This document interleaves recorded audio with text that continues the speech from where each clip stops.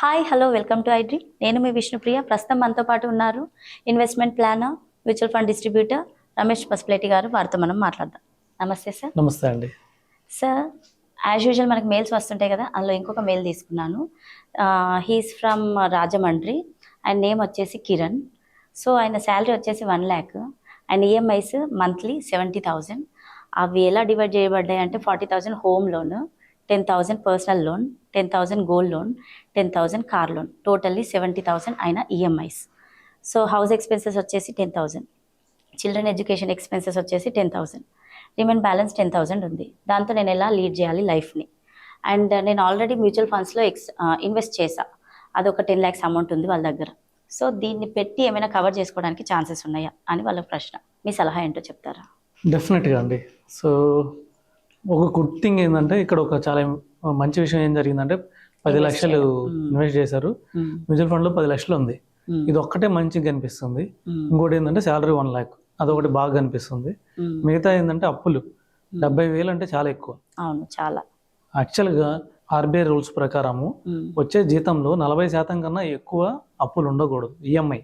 But ఇవాళ days కాలంలో అందరూ ఇవే ఎక్సెస్ ఈఎంఐస్ పెట్టుకుంటున్నారు. అవును, ఇది ఒక ట్రాప్ లాగా అయిపోయింది. సో అందరూ ఒక పరపతి చూపించుకోవడానికి కానివ్వండి, మంత్ ఎండింగ్ వచ్చేసరికి మళ్ళీ అప్పులు అయిపోతున్నారు. అవగాహన లేకపోవడం కానివ్వండి, ఇలాగే ఎక్కువ తీసుకొని తర్వాత చాలా ఇబ్బందులు పడుతున్నారు. సో వీళ్ళందరికీ ఫస్ట్ మనం ఇచ్చే ఒకటే సలహా అండి, దీన్ని మళ్ళీ అదే రేషియో తీసుకురావాలి. అంటే 40% రేషియో తీసుకురావాలి. అంటే లక్షలో 40,000కి తీసుకురావాలి. సో ఇప్పుడు మీరు 10,000 మిగులుతున్నాయి అన్నారు కాబట్టి ఈ 10,000తో ఇన్వెస్ట్ చేయడం కాదు, ముందు అప్పులు ఎలా క్లోజ్ చేసుకోవాలో చూద్దాం. సో మీకు ఆల్రెడీ హోమ్ లోన్ ఉందన్నారు, హోమ్ లోన్కి 40,000 వెళ్తున్నారు, 40,000 వెళ్తుందన్నారు. సో దానికి మనం ఏం చేయలేము కాబట్టి హోమ్ లోన్. ఇంకోటి ఏంటంటే హోమ్ లోన్ ఇంట్రెస్ట్ తక్కువే ఉంటుంది, 8% ఉంటుంది. సో ఇది ఒక రకంగా మంచిదనే చెప్పాలి. ఎందుకంటే 10% లోపల ఉన్న ఏ లోన్ అయినా కానీ మంచి లోన్ అంటారు, గుడ్ లోన్ అంటారు. ఇది కంటిన్యూ చేయమని చెప్తాం. సో అంటే ఇది కంపల్సరీ కంటిన్యూ చేయాలి కదా, మనకి అంతే, ఇంకా ఆప్షన్ లేదు కదా. సో దీన్ని మనం దీన్ని ఇలాగే టచ్ చేయకుండా దీన్ని ఇలాగే ఉంచేసి రిమైనింగ్ 30,000కి ఏదైతే ఉన్నాయో అవి క్లోజ్ చేయాలి. సో మన ఫస్ట్ ప్రయారిటీ ఏంది, 3 లోన్స్ క్లోజ్ చేయాలి. Personal loan, gold loan, car loan. So personal loan మనకి ఇంకా పూర్తి సమాచారం ఇవ్వలేదు. పర్సనల్ లోన్ ఎన్ని సంవత్సరాలు ఉంది ఇంకా అది మెన్షన్ చేయలేదు. సపోజ్ నార్మల్గా పర్సనల్ లోన్ 5 years ఉంటాయి. సపోజ్ నేను అనుకోవడం మీరు ఇంకో 1 year కట్టేశారు, ఇంకా 4 సంవత్సరాలు కట్టాలని నేను అనుకుంటున్నా. సో అంటే మీకు ఇంకా 4 ఏళ్ళు ఈ బడ్డన్ ఉంది. అంటే నెలకు 10,000 అంటే 1,20,000 చొప్పున 4 ఏళ్ళు అంటే 4 సంవత్సరాలు అంటే 5 లక్షలు. 5 లక్షల రూపాయలు మీకు ఈ బడ్డన్ ఉందని నేను అనుకుంటున్నా. So first priority personal loan close చేయాలి. ఎందుకంటే పర్సనల్ లోన్ 14-15% ఇంట్రెస్ట్ రేట్స్ ఉంటాయి. చాలా ఉంటాయి. మేబీ తక్కువలో వేసుకున్నా కూడా 12% రిటర్న్ ఉంటుంది, 12% ఇంట్రెస్ట్ రేట్ ఉంటుంది. మనం ఇందాం అనుకున్న విధంగా 10% అబోవ్ ఏదున్నా కూడా అది bad loan. So bad loan first priority ఇది క్లోజ్ చేయాలి. సో 5 lakhs ఉంది పర్సనల్ లోన్, ఇది క్లోజ్ చేయాలి. మనం ఎలా చేయాలి? సపోజ్ ఈ 10,000 మనం సేమ్ 10,000 మనము ఏదైతే మిగులుతున్నాయో ఈ 10,000 మనకు కావాలంటే కార్ లోన్ ఇప్పుడైతే క్లోజ్ చేయలేం. సో అందుకని చెప్పేసి మనం 10 lakhs సర్ప్లస్ ఉంది కదా, ఎక్సెస్ అమౌంట్ ఉంది కదా, అందులోంచి 5 lakhs తీద్దాం. ఎందుకంటే మనం బేసిక్స్కి రావాలి. 1,40,000 దాటకూడదు ఈఎంఐ, అప్పుడే మనం ఆర్థికంగా స్థిరంగా ఉన్నట్టు ఉండగలం. ఆర్బీఐ రూల్ కూడా ఎందుకు పెట్టిందంటే 40% ఈఎంఐలు ఉన్నవాళ్ళు, 40% కన్నా తక్కువ ఉన్న వాళ్ళే ఆర్థికంగా స్థిరంగా ఉన్నట్టు. 40% దాటితే ఏమవుతుందంటే ఇవి మన ఆర్థిక స్థిరత్వాన్ని దెబ్బతీస్తాయి. సో మనం ఖర్చు పెట్టాల్సిన చోట ఖర్చు పెట్టలేం, ఇన్వెస్ట్ చేయాల్సిన చోట ఇన్వెస్ట్ చేయలేం. సో ఇవి అనవసరమైన భారంగా ఉంటాయి మనకి. సో అందుకని చెప్పేసి మనం ఏం చేస్తున్నామంటే 5 lakhs తీసేసి పర్సనల్ లోన్ క్లోజ్ చేసేస్తాం. ఓకేనండి, తీసేస్తే పర్సనల్ లోన్ అయిపోయింది, 10,000 ఫ్రీ అయిపోయింది. తర్వాత మనకి వెహికల్ లోన్ ఉంది. వెహికల్ లోన్ కూడా మనకి చెప్పలేదు, అది కూడా నార్మల్గా వెహికల్ లోన్స్ 5 years ఉంటాయి. సో అది కూడా మేబీ నేను ఇంకొక 4 years ఉంది అనుకుంటున్నా. 1 year అయిపోయింది, 4 years ఉందని నేను అనుకుంటున్నా. సో అది ఇంకా ఎక్కువ ఉంటే దాని ప్రకారం ప్లాన్ చేయొచ్చు. ప్రస్తుతానికి 4 lakhs ఉంది అనుకుంటే అది కూడా మన దగ్గర ఇంకొక 4 lakhs ఆల్రెడీ మనం మ్యూచువల్ ఫండ్లో 5 lakhs తీసేసి వాళ్ళకి పే చేసేసాం. సో కార్ లోన్కి 4 lakhs తీసేసి కార్ లోన్ క్లియర్ చేసేసాం.